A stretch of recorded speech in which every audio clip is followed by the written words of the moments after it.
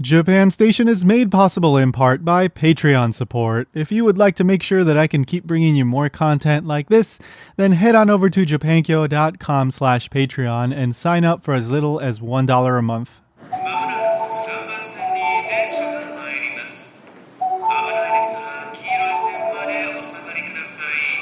Welcome to Japan Station, a production of japankyo.com. I'm your host, Tony Vega. All right, so if you haven't already, then why not subscribe to the show? I mean, you really got no reason not to. You can just hit that subscribe button in your podcast app of choice, and you're going to get new episodes when they come out. So the normal schedule for the show is releasing on the 1st and the 15th of the month. Technically, this is a monthly podcast, so that's just so I can cover my butt in case I don't release the second episode in a month. But that almost never has happened. I think it's happened only like 2 times in the history of the show, maybe 3. I don't really remember, but I've made up for it by releasing extra episodes other months. So there you go. But most months I release 2 episodes a month, 1st and the 15th. But hit that subscribe button so you don't miss out. And please leave a review, especially over on Apple Podcasts. All that stuff helps boost the rankings, especially the subscribing. And for some reason, the YouTube channel for Japankyo, all the episodes just get uploaded there automatically. For some reason lately, it's been getting a lot of views, like the new podcast episodes. I don't know why that started all of a sudden. I mean, it's always been over on the pure podcast side of things where I had like 99.9% of the listeners, but for some reason, the YouTube is doing pretty well. So if you're listening over there, well, thank you so much. Leave a comment, I guess, and hit that like button and all that and the subscribe button. I mean, I don't care where you listen. If you enjoy the show, then thank you. So let's get to the episode. So my guest today is Mel Ok. So Mel is originally from Hawaii. Yay. As many of you may know, I live in Hawaii. I'm not originally from here, but I've been living here for quite some time. And Mel lives in Tottori, and he is a translator and localizer of video games. So really, really interesting job. He has his own company over there, and he's done translation for some quite well-known games, Phantasy Star Online 2, Captain Tsubasa, Mobile Suit Gundam, like a bunch of really, really well-known games that are for major IPs. So I will leave a link in the show notes for his company, Ace Honyaku, where you can see some of his work. And of course, I will include a link to his Twitter in case you are at all interested in translation, localization, in employment in that field. I think you should probably give him a follow because he tweets out some useful information pretty regularly, job postings and things like that.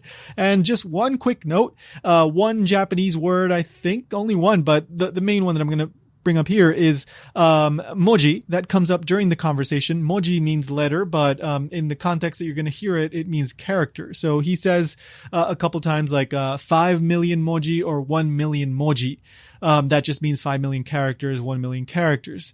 Why not letters? Well, because, Japanese is a little bit different. They're not using the alphabet typically, unless you're talking about Romaji, but that's a whole other thing.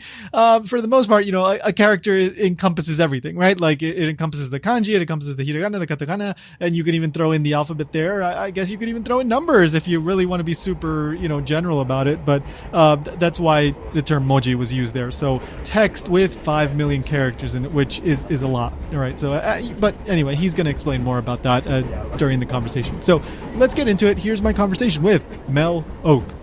The next stop is Japan Station. The doors on the right side will open.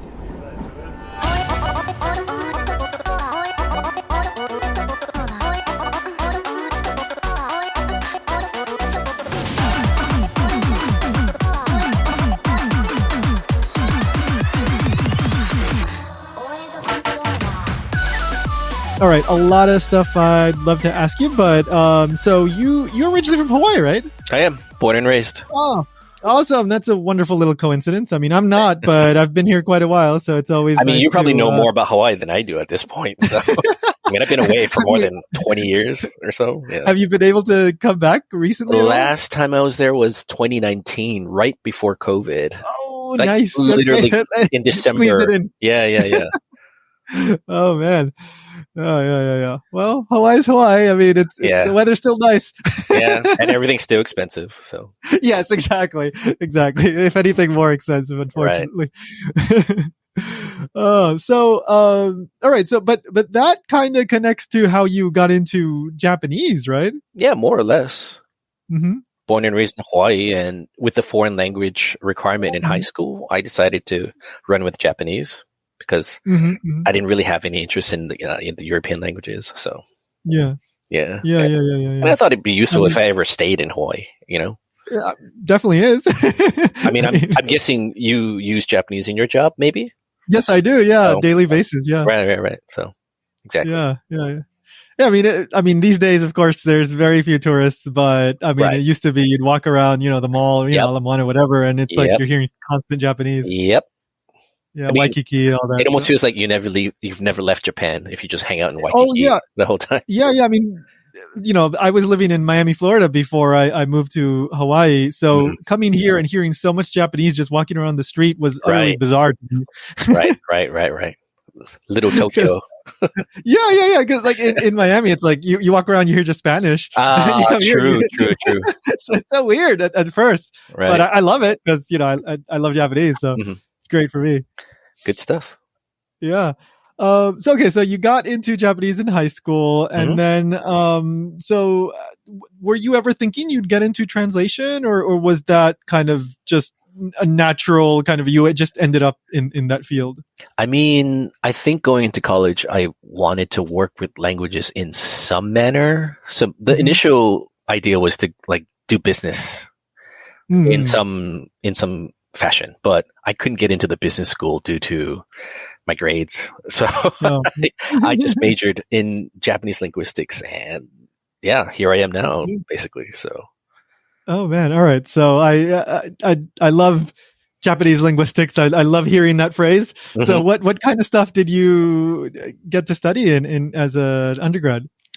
I mean, we focused a lot on grammar vocabulary, but in the linguistics major requirements, you had to do like courses in syntax as well. But that's not even Yeah. Japanese syntax; it's just syntax Uh-huh. in general, I think, and Yeah. maybe a focus on English. But funny enough, the teacher of that course was a Japanese national that had Oh, immigrated to America, so I think he might have included some Japanese syntax into his classes. I don't quite remember. interesting. Huh. Yeah. Yeah, it wasn't that hard to be honest Hmm. to major in Japanese What was that linguistics. professor's name? By Uh, any chance? I think Do it you was remember? Ota Sensei. Ota sensei. I might have read some paper at some point. Maybe I don't know. I Yeah, read so much stuff in grad school. I don't there even there remember. was there was a pretty well known teacher at the Mhm. University of Washington. His name is Tsutsui Sensei, and if Oh. you've ever Uh-huh. seen the yellow grammar book, like Japanese Uh-huh. book on grammar, there's a yellow one and a Uh-huh. blue one. He's one of the Yeah. authors of that book. So I'm pretty sure I'm familiar. yeah. Like if you've ever owned a grammar book, Yeah. it's a good chance that's one of them. So Yeah, no, I think Washington has. I mean, I'm pretty sure I've seen a lot of people come out of there, a lot of papers. mm, There's probably a good research program there. Huh? yeah, I mean, Yeah. I guess so. Okay. I don't really follow the research Yeah. side of things. So So, but I mean, well, to have an Japanese linguistics program at the undergrad level, I mean that's not that common. I mean, definitely, I don't think it existed in Florida as far as I know, but right. you don't see it too often. I mean, these days Um, maybe it's a little more common maybe a little more, maybe. Yeah, given how popular anime and just Japan is in that's general. true. So Yeah. Well, it's definitely. I mean, I think we're right around the same age. So, like, mm, back when we were an undergrad, that was very, very rare. right. I graduated in 2004, so Yeah. So you're a little older than me, a but little older. not too far off. Right. Okay, so you got into you got to study that in college, and then Mhm. at what point did you think like translation was the thing? So business didn't work out, but then like you ended up going to Japan. I know that much. Mhm. So Mhm. like, how did that go? So I went to school in University of Washington, and Hmm. I'm pretty sure you know, but Nintendo and Microsoft are also there in Redmond. Yeah. So what they offered for college students was a chance to come in and do playtesting. Oh. So you'd go in, you'd play games, and you just basically give them your opinion of what you thought about the game. If you found some bugs, you could report that too. But they mainly just wanted your opinion. And as a reward, they couldn't pay you cash because they weren't hiring you. So they would offer you like software.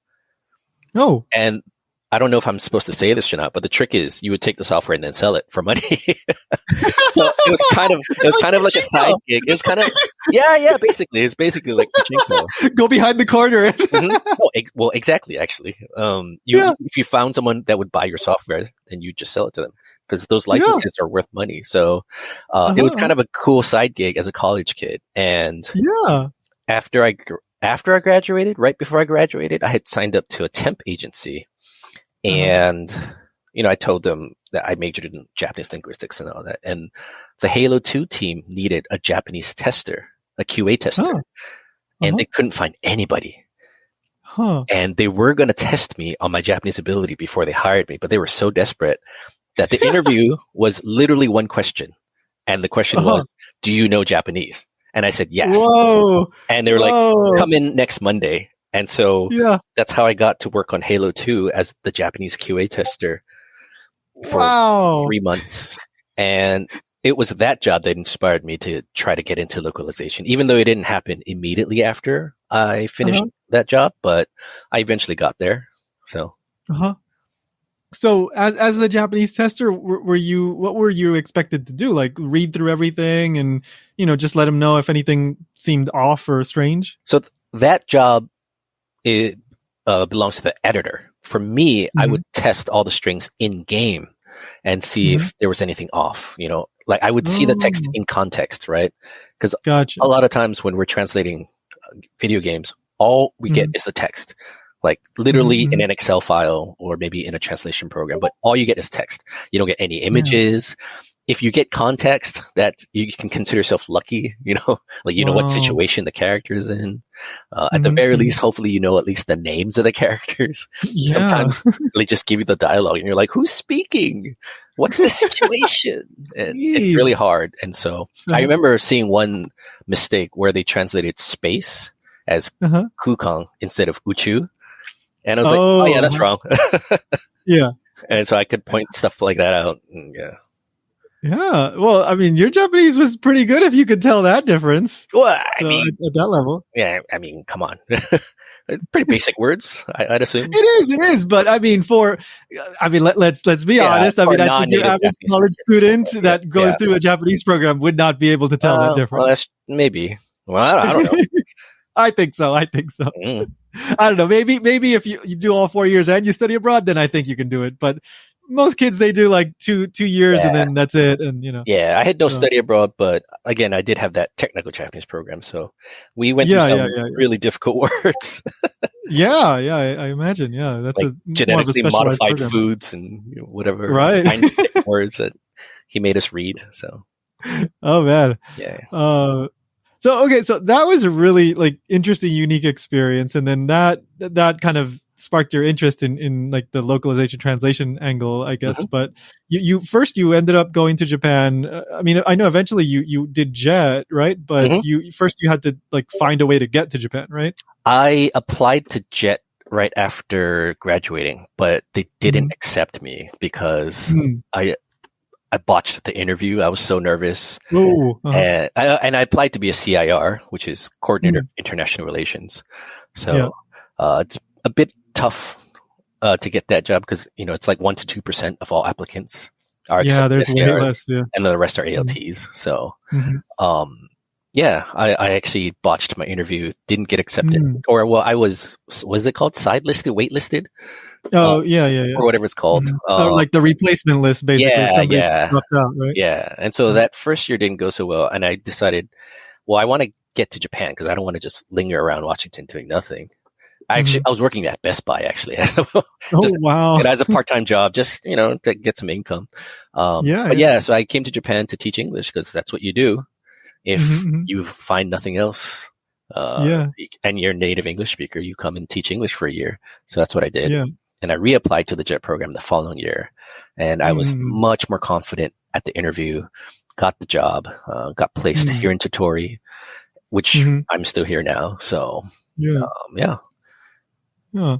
No, that's a great example. Like, I mean, sometimes the interview doesn't work out. I mean, like you're perfectly qualified and all that, but just whatever happens, maybe you're nervous or whatever it is. Sometimes it just happens, right? Exactly. Yeah.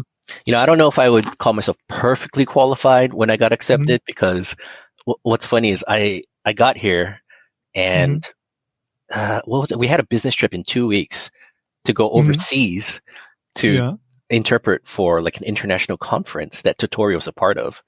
And I was like, okay, I don't know if I'm ready for that just yet, but I'll try. I have no interpreting experience, no interpreting training. We get there, and I thought it would be consecutive interpreting, which means the speaker speaks, you can take notes while they're speaking. And then when they stop speaking, you would translate or you would say it in English, but it was simultaneous interpreting. Meaning you would have to translate on the spot while they're speaking and take in new information as they're speaking while you're saying what they said earlier. And I just couldn't do it. And that was crazy. Yeah, I was definitely not prepared for that. That's a specialized thing. Like that's the thing you see at the UN or something, like the person with the headphones in the box. Exactly.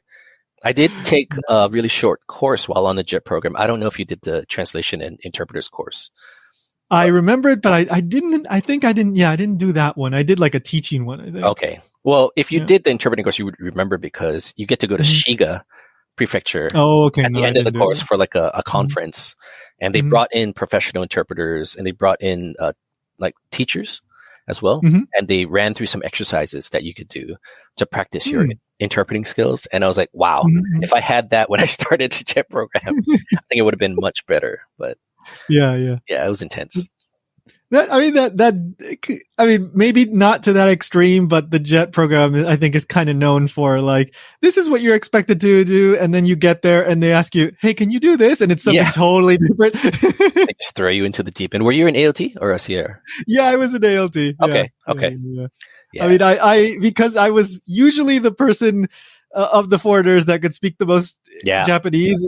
Oftentimes I ended up doing some consecutive translation, nothing like interpretation, but nothing like high stress or anything. But often they're like, oh, get Tony. Like, okay, like a doctor's visit or, whatever. Yeah. I had to do that for a friend too. Yeah. Renting a car or whatever. Yeah. Well, I remember going specifically to a doctor appointment with one friend from the US. So, there you go. Yeah, definitely it happens. But I mean, you help people out. That's just how it is. For sure. All right. So that was, some interesting experience, but still not quite, like translation. So then how did you then like transition into the translation industry? So it took some time after the JET program. And you do some translation as a CIR, like they do like tourist pamphlets and whatnot. So, I had some interpretation, but also a lot of translation to do on the job. But translation agencies in Japan, they don't even know what the JET program is. So you say you were a JET CIR and they're like, so what? I applied to be a freelance translator and maybe some in-house positions as well, but no one wanted me off the JET program. And so I went back to QA testing, actually. Oh. So there was this website called iKnow. They're known as iKnow.fm now, I think. But they do like e-learning for Japanese and English. So you can study both Japanese and English. They might do more languages now, but I basically did QA testing for them for a year. And then I left the job and taught English again because I couldn't find anything in the translation industry.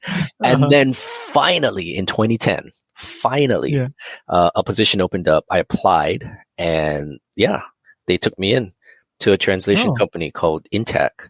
They're sort of around, but not really anymore. Okay. And they were doing mainly game translation and some other fields as well. But I was in charge of coordinating all the projects for Japanese to English. Yeah. Yeah. Would you say it's tough getting into the translation industry, or like especially nowadays, like with online remote work and all that stuff? Is it even more difficult? I think it's a little bit tough to get your foot in the door, especially if you don't have experience. So you kind of need to try to build up that experience in one way or another. Whether it's doing I don't want to say fan projects because I'm not trying to promote, like scanlation or anything, but Sure, if sure. you participate in like contests and stuff, then you can have Mhm. experience translating and have something to show for it, especially if you win these translation Mhm. contests. A lot of them are geared towards kind of newcomers and novices, Mm. or Mhm. amateurs, I guess. Try to Mhm. join some communities, where you might meet people that might take a chance on you, Yeah. and kind of an unpopular opinion, but try to just basically do anything to gain experience, even if it means taking a low paying job at the beginning. Mhm. Mhm. It's a little bit of an unpopular opinion, apparently, but Yeah. Yeah, yeah. I mean, but it's. I mean, it seems like it's quite competitive to get in because you can just go online and look Mhm, translators and find people in. I mhm. mean, other places that are willing to get paid a lot less than what you That's true. can make a living off of in the U.S. Right? Yeah, Like that's true. you There's need that more than too. There's that too. that. Living in Japan, I feel, is a little bit cheaper than living in Yeah, the US, especially since I'm in the countryside. yeah, yeah, yeah. Yeah, my cost of living is definitely way lower. So I'm a little bit lucky in that regard. I'm not Mhm. encouraging people to move just to become a freelancer, but Yeah, I mean, just things to consider. So yeah, yeah, yeah, yeah. there are a lot of in-house positions that are opening up. I often tweet them if you follow my Twitter feed, but Mm. Oh, yeah, okay. anytime people are hiring and they have a link, I will post it. So Mm. Xseed is Awesome. hiring right now for editors. Oh, I think nice. last week, who did I post? Last week, someone else was hiring too. But yeah, Mm. Well, since you mentioned it, what is your Twitter handle? ACELEE, Acely. That's it. Great. So I'll include a link in the show notes just in case. Sure, But sure, sure, sure. um, Oh, it was the so Pokemon company. They were hiring for a project manager. oh, that sounds. Yeah, Well, I mean, that's fun. that was just last week. Yeah, I mean, Nice. if you think you can do it.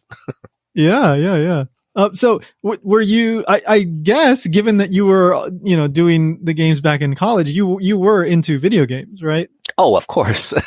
Yeah. Okay. I mean, I would be surprised if you had said no, but I was a little bit of a late bloomer with JRPGs, though. My first one was okay. actually FF7. So Oh I was wow. already in high school, and I bought a PlayStation just to play that game. Mm-hmm, mm-hmm, And then, yeah, I played so many other JRPGs after that. mm-hmm. Yeah. Uh, So I mean, you're. I know, like when you're actually in the job doing the stuff, there's a lot of work and all that stuff. But from the perspective of someone outside, I think you are kind of living the dream of many people that was like, I want yeah, to translate video games. yeah, a lot of people say that, and I Yeah. definitely like the job, and I definitely feel Uh-huh. lucky to be where I'm at. So, Yeah. Yeah. Yeah. So you end up like starting your own company. I know Ace Honyaku. I don't know. Is it Mhm. Ace Translations in It's English? Is it? yeah. I mean, the legal name is Ace Honyaku since I'm registered in Okay. Japan, but Gotcha. the main reason I started it is not because I felt I was so big, or Mm-hmm. it was mainly for tax purposes. Because I Yeah. started handling entire projects. Like Mm-hmm. up until Mm-hmm. that point, I was basically working as an individual contributor, but Mm, main agency wanted me to handle entire projects, meaning I would do the hiring, I would get the entire team, including mm, translators and editors, mm. start to finish, to basically take care of the Wow. translation process, the localization like process, and like having to report numbers of my translators, editors to the agency was just super inefficient. So I was like, I'll tell you what, how about I incorporate and I'll handle all the payments and everything. You just pay me the lump sum, right? Mhm, And mhm. they were like, yeah, that's a good idea. And so I incorporated. So Mm, I yeah, handle, yeah, basically a few projects at a time. And okay. yeah, I get the team together and we do it. Mm, And that's why I incorporated. okay. So, I mean, I've seen you've done a lot of work for some franchises that are very, very well known. Like I saw like Mobile Suit Gundam. I Hmm. heard you mention Phantasy Star Online 2. Hmm. I saw a Captain Tsubasa game.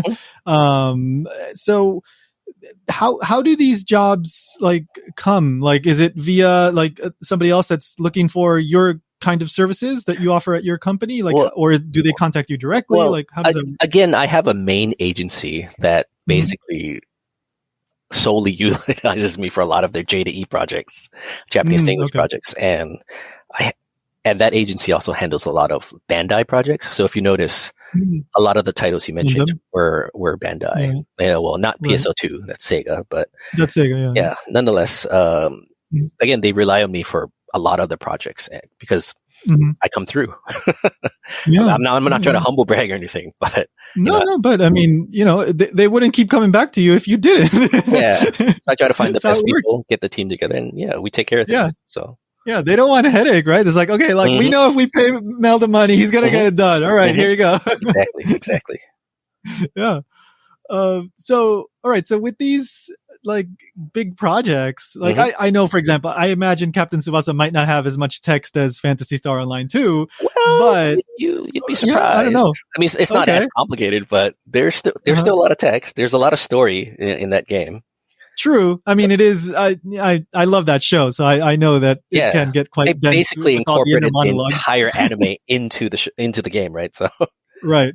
I think I remember reading some reviews saying there's just too much story. They just want to get to the game, because the cutscenes are so long. I want to kick the ball already. Yeah. So as you mentioned, I guess they just send you a big chunk of text, but what. I assume there are ambiguities and things that pop up all the time, especially if you're not familiar with that specific franchise, right? How do you go about handling this big monster tome of text? Well, I mean, in the process, ideally, we get to do some familiarization. Now, whether that's paid or not is a completely different subject. But for that project, I actually found an online source to watch the 2018 remake of Tsubasa, and I basically just watched it all just so I would get familiar with the characters, know what's going on, right. Because there are some times when you're translating, and if you don't know the background story, it's going to be super difficult to understand what they're trying to say in Japanese. Yeah, but I remember specifically, I was doing One Piece, World Seeker, and they had made this might be a spoiler, so you might want to turn this off for a minute or so. But guys who are intending to watch One Piece, spoiler, maybe stop listening for 2 minutes or something. I mean, this happened a while back, but Ace died. Okay. And that's, Luffy's quote unquote brother. And they made a reference to that in the line. And I couldn't understand it at first because they don't really talk about Ace or canon in that story at all until that point. Yeah. And I was like, oh, wait a minute. I read the line. And I was like, he's talking about Luffy's relationship with Ace because in the story, the antagonist has a sister and they're kind of at odds with each other. And so, they made a reference about their relationship, kind of being why Luffy's trying so hard to try to save their relationship because he lost his own brother or something. And I was like, oh, right. See, I wouldn't know that if I didn't watch One Piece. And so, being familiar with the subject definitely helps. I remember even just a few projects ago on one of the Gundam projects, I had a translator write a line saying, oh, this Gundam and the pilot, he was something. And the editor was like, wait a minute, the pilot of that Gundam is female. And I was like, what? How do you know that? And he's like, oh, I just love Gundam and I'm really familiar. I'm like, holy shit. Oh, whoops. That's okay. No, I didn't mean to swear there, but if you're familiar with the subject, it makes translating a lot easier. So ideally, when we start a project, we get to play the game, maybe, hopefully, if it's already out in Japanese or something, or if it's based off, an anime or something, we'd have time to watch the anime, maybe. Yeah. And ideally get paid for it, but ideally, another story, so. Yeah. But I mean, that's the thing, right? That kind of content is the stuff that the fans love. And it's there for the Japanese fans. A good writer is going to make these intertextual, I think it's called. I'm not sure, but within universe references. And if you don't include that for the English speakers, then the English speakers feel insulted, right? They feel like, what are you doing? You're disrespecting this work that I absolutely love. Yeah. Or you're just mistranslating it completely because you don't know the context. So. Yeah. And it's tough sometimes. I mean, the example that always comes to mind for me is Attack on Titan. Oh, okay.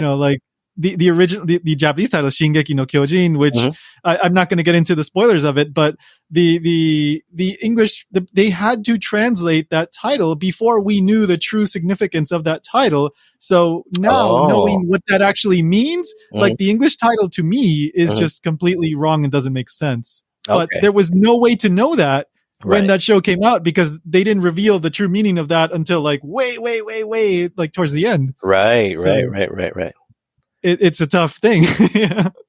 I always thought the show got named by the creator, but really? I didn't look into it, so I don't know. I don't know, but I mean, like, to me, the English doesn't make sense, regardless of whether it was the creator or not, because it's a whole thing that I don't want to get into, but it's a tricky thing regardless. And that's something so big too. Like, that happens if they ask us to translate system text before we get to the dialogue and before we get to know the story.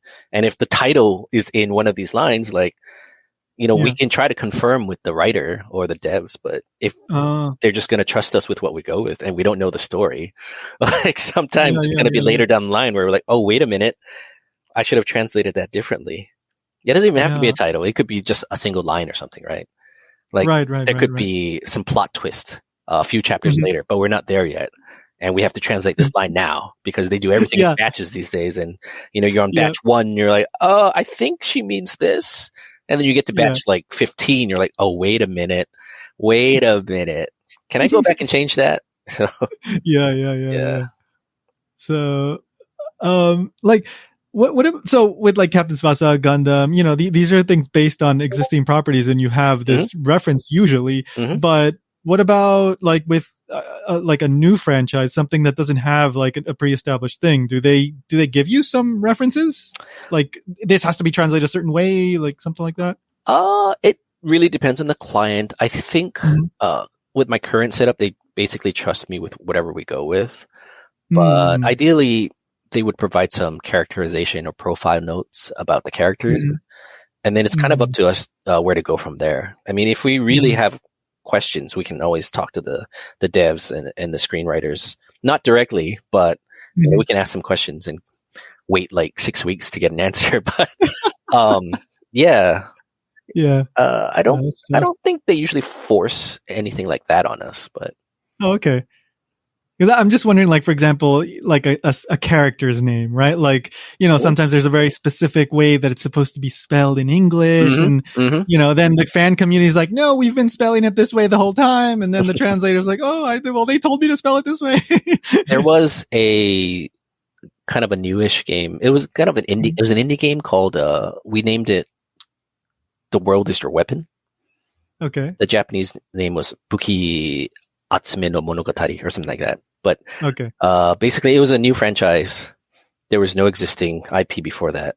And the story was, the main mechanic is you can use anything in the world as a weapon. Like, literally anything.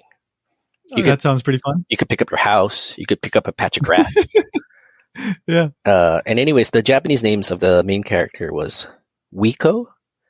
Yeah. And then she had a sister named Ponzu, I think.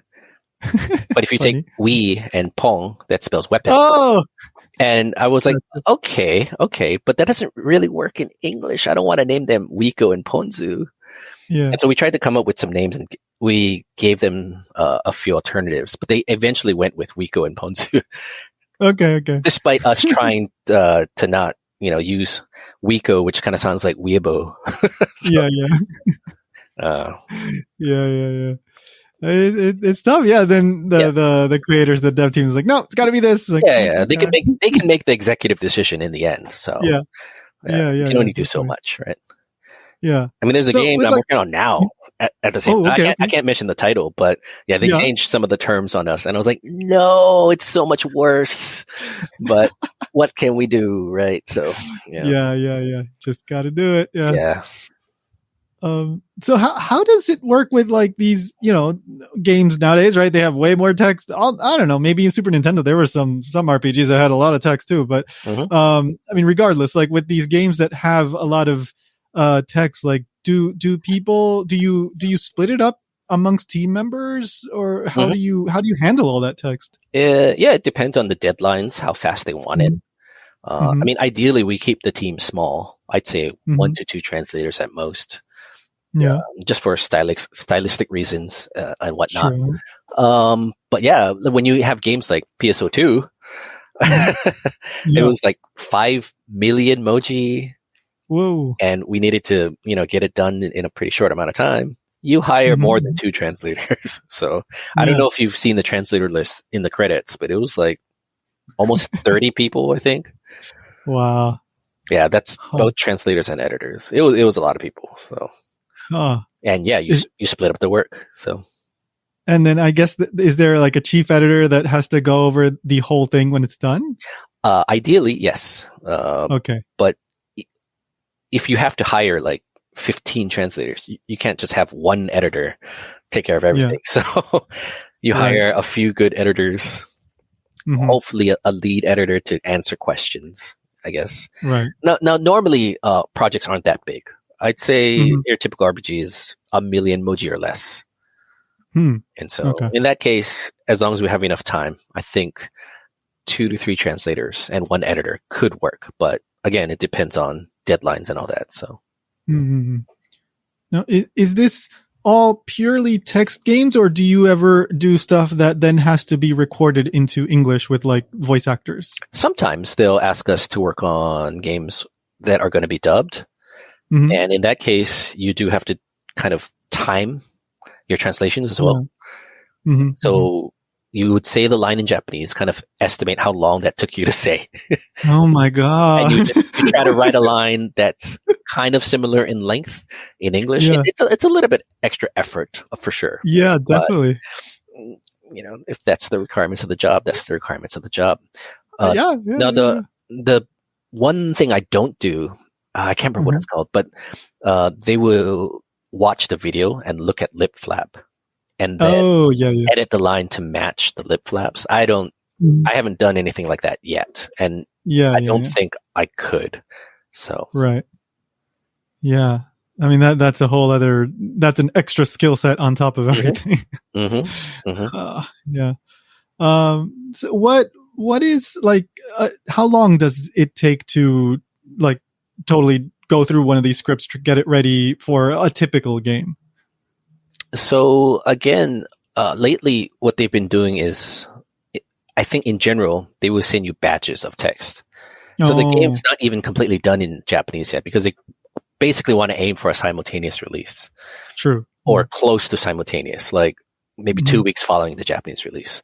And so as soon as the devs and screenwriters get the script ready, then we get to translate. But we go by batches, right? So it depends on how quick they can churn out these batches. And it depends on how long it takes us to translate it. So gotcha. I think games can take anywhere from a year to 2 years to be released from the start, I'd say. Sometimes more. I remember we finished the localization for Romancing Saga 3. What was it? I think it was the summer of 2018. But the game didn't actually get released until like the summer of 2020 or something. Wow. Or spring of 2020. Yeah. It took a while. It's like, oh yeah, we worked on that. No, I don't think the problems were with the script itself. I think they had other things to deal with. No, I mean, by the time it comes out, like you remember, it's like, oh yeah, I had worked on that. Yeah. No, but what's funny is it felt like they were kind of rushing us to finish the translation early, but we're like, but it didn't even release until like a year and a half later. Like, could we have more time to polish the script or, whatever? But I'm sure they had their own problems to deal with. Yeah. I mean, making a game is just crazy. Like these days, especially. Like it used to be, back Nintendo, Super Famicom, whatever. Like it was more manageable, but these days it's a huge undertaking. So yeah, I'd agree. What would you say is the most challenging part of this whole job running this company? Like, is it the deadlines? Like, or what would you say?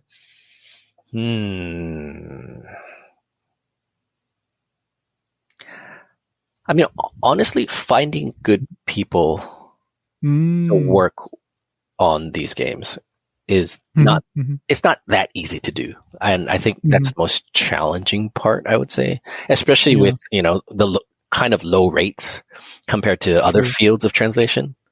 Like if you go into legal, medical, I don't know, like car, automobile translation, you could almost be making double what we make in terms of rate. Mm. So, Mhm.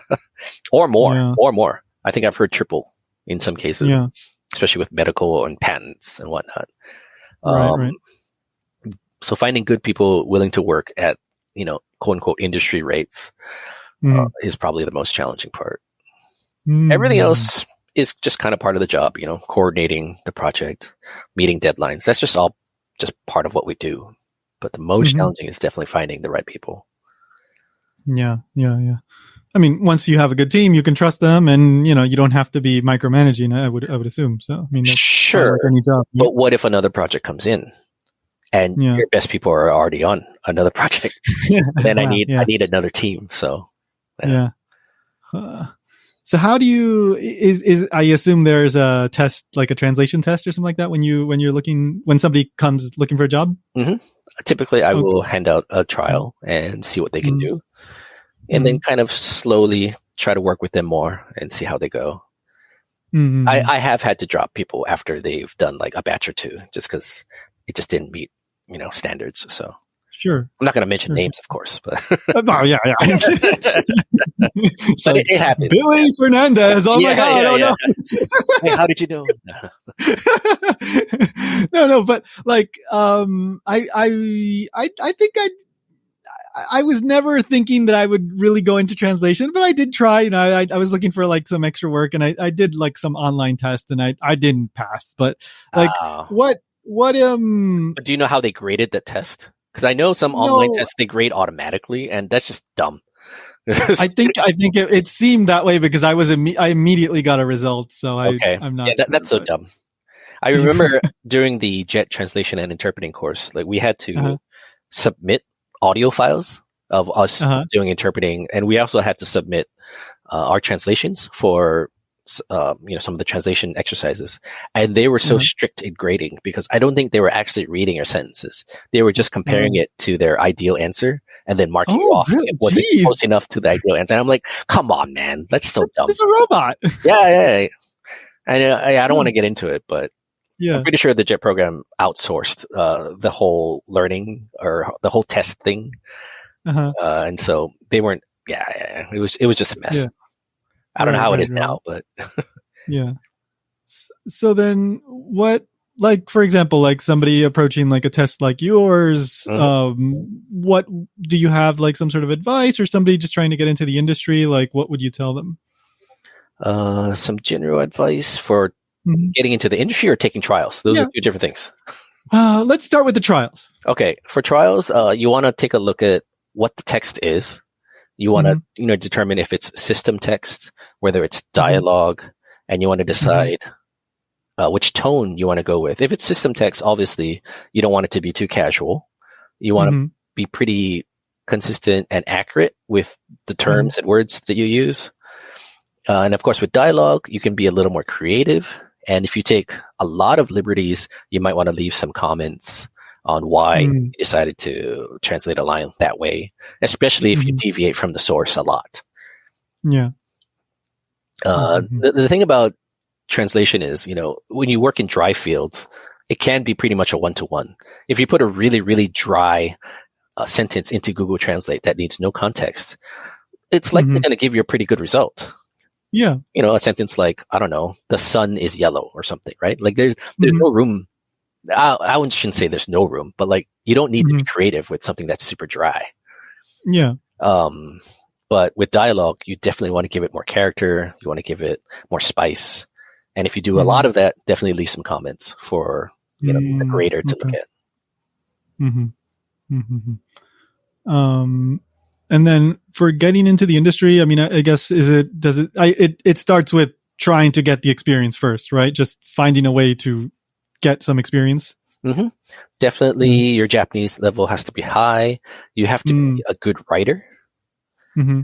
I would say you need to be able to do good research because, Mm-hmm. as we mentioned earlier, if you're not Mm-hmm. familiar with a topic or even just like an idiom or something, like make sure you do the Mm-hmm. research, you do the legwork to understand what's being said. Mm-hmm. Um, so I made a PowerPoint a couple of years back because I did a presentation on localization. I'm just going to start reading some of these off. Good time management. You have to be a good self-starter. Obviously have an interest in knowledge and games. You've got to be flexible in terms of the way you translate, the way you write. But I think also with your schedule. And some basic tech proficiency. That's kind of important because a lot of games industry or game agencies now use CAT tools, computer aided translation. And if you're not familiar with how to use a CAT tool, then you're going to be a couple steps behind if you do get accepted and get started on a project. So, okay, no, that's awesome information. Thank you. And then last, I guess you really like Tottori. My wife is from here, so okay. Yeah, we just kind of wanted to be near the grandparents because I have two kids. But I do love it here. I mean, don't get me wrong. But yeah. It is nice. It's like, I remember, like Tottori always gets kind of some shade thrown at it because it's so rural. Like I remember maybe like 12 years ago or whatever, like the big news was like Tottori got a Starbucks. Yep. In 2016 we had a pretty big earthquake here. Really? It was like 6 point something. But there were no deaths, and everyone was like, well, obviously there's no deaths, there's no one living there. So I was like, oh, come on, man. So yeah, I mean, among Japanese people, Tottori often is the butt of the joke. Yeah.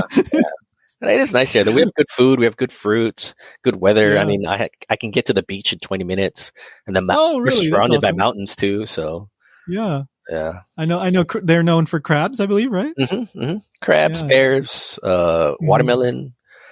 Yeah. Good seafood, good fruits, and the sand dunes, of course. The sand dunes. Yeah. Mount Dyson. What? Mount Dyson. Oh, Mount Dyson. It's one of the bigger ski slopes on the side of Japan. So yeah. All right, nice. Yeah, I have yet to go to Tottori. It's one of those places that I have yet to, but I've been around all that area, so just Tottori not yet. Gotta go pet some camels eventually. There you go. Or if you like yokai, they all Gigegekitaros from Sakai Minato, West Side. True. Yeah, I remember. And Conan O'Brien went to Conan wasn't Town. that in Tottori? Conan Town, right? I'm in that video. Oh, really? Yeah. If you look for the guy in the really bright green neon shirt, that's me. So. Oh, jeez. Okay. Yeah. So you got to see Conan then? Yeah. I got a picture with him and everything. Yeah. Oh, awesome. Yeah. Well, that's one of the advantages of being in Tottori, I guess. You never know. Yeah, you never know who's going to show up, huh? Conan Town. Awesome. So one more time. So I know I'll put the link to Ace Honyaku just in case anybody's interested on the website, but your Twitter handle was one more time? Acelee, ACELEE. Awesome. And you post like translation related stuff and job listings too. So seems like if anybody's interested in that field, seems like a pretty good account to follow. So go check it out. I do a few like lifestyle posts, but I mainly try to keep it to translation related topics. Yeah. Well, that's awesome. Well, Mel, thank you so much. I love talking about language and video games. I mean, I was quite into video games too growing up, so that's always fun to learn a little bit about the behind the scenes. So thank you so much. Yeah. And, if you're trying to get into translation, I definitely would suggest just applying to a ton of agencies out there. I mean, if you look them up on the internet, you'll find them. So. Oh, okay. All right. Well, good to know. Yeah. Just gotta, you never know until you try, right? Yep. So. And get involved with the communities. There's Twitter, basically, localization Twitter, because it's not just me that's posting about translation. There's a number of people doing that. Yeah. No, I know. I get a lot of. I follow a few of them, so I get a lot of recommendations through Twitter. Yeah. There are Discord communities for translators. There are some Facebook groups. So try to find one and just join in and absorb all the information you can. Just do it!